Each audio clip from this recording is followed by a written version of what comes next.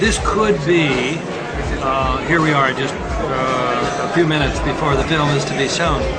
This could turn out to be a landmark event. This could be something that really changes the face of the 9/11 movement. The 9/11 is the paradigm of the fabric of lies and of deception. The mass media is lying. That means those who should control the politician are lying, are the first who are lying. I propose simply to change the situation, to begin to attack them on their territory, going on TV where they are the master, and attack. Well, we have to organize a movement. The battle, the modern battle is here. The media, mainstream media, has changed politics and our life, and our way of thinking, and our way of love, and our way of hating, and so on. This is a new situation where we are.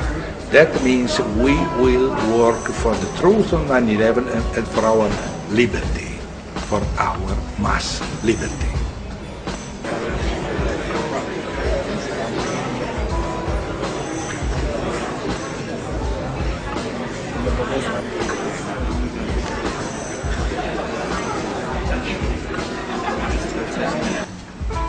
Grazie di essere qui.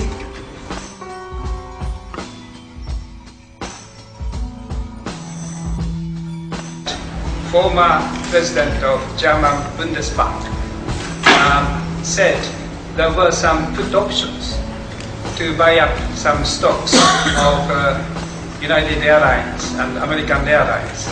And for politicians to say something is one thing, but for the president of Central Bank of Germany to say something is more serious and more credible. After my time here and my participation into the NGO meeting in Amsterdam later this week, I'm going back to report to wider group of politicians in Japan. And I'm most grateful for the courage that Congressman Reza has taken in this venue of the European Parliament. If we work together, I think we can be a majority to be backed by many citizens of the world. So it's a great opportunity for the citizens through the internet, which has been the invasion of the military people, and they have the upper hands of the technologies. But now we have the upper hands of the conscience of the people to find real truth. Thank you.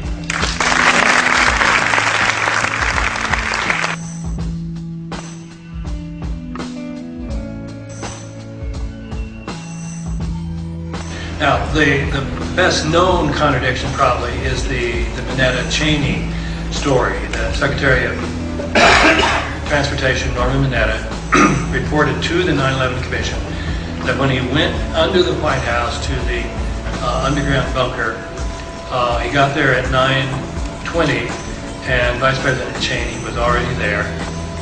And then he told this story about the young man coming in and his plane coming in, and this was before the Pentagon was struck. Well, when the 9/11 Commission wrote its account, they said Cheney got there at almost 10 o'clock, perhaps 9:58. So you had a divergence there of about 45 minutes. That's a pretty serious contradiction. Richard Myers, General Myers, who was the acting chair of the Joint Chiefs of Staff, so he was the the senior military official in the Pentagon that day. So presumably a lot of people knew where he was, and yet there is a contradiction that Myers himself and the 9/11 Commission say that he was up on Capitol Hill several miles away talking to Senator Cleland. But Richard Clark, when he wrote his book, Against All Enemies, reported that he headed up a video conference from the White House and that Richard Myers was in the Pentagon participating in that video conference. So here we have a pretty serious contradiction. Ted Olson reported to CNN that his wife had called him on a cell phone from Flight 77. And this was the proof that Flight 77 was still in the air and therefore helped support the view that Flight 77 was what hit the Pentagon. Ted Olson first said she called on a cell phone, then he said it was a seatback phone, and he went back and forth. finally ended up with saying it was a seatback phone. Well, a 9/11 researcher from Germany contacted American Airlines and said, I see in your material that your Boeing 757s don't have earphones, don't have seatback phones. So how did the people from Flight 77 call? And the customer service representative said, that's right. We do not have seatback phones on our 757s. They had to use their cell phones. In 2006, the FBI turned in a report at the Moussaoui trial on all the phone calls from all 4 flights. And when they got to Flight 77 and they got to Barbara Olson, they said, 1 attempted call, unconnected, 0 seconds. Now this is pretty astounding. The FBI is part of the Department of Justice.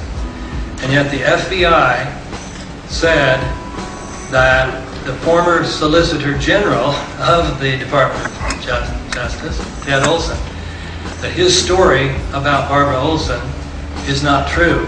She did not call him twice. She didn't call him once. Now this should be screaming headlines. FBI says former Solicitor General was either lied or he was duped. Those are the only alternatives you have. How do you feel tonight went? Oh,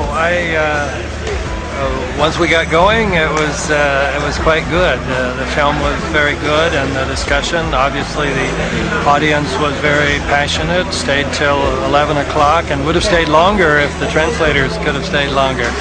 So I thought it was a great success.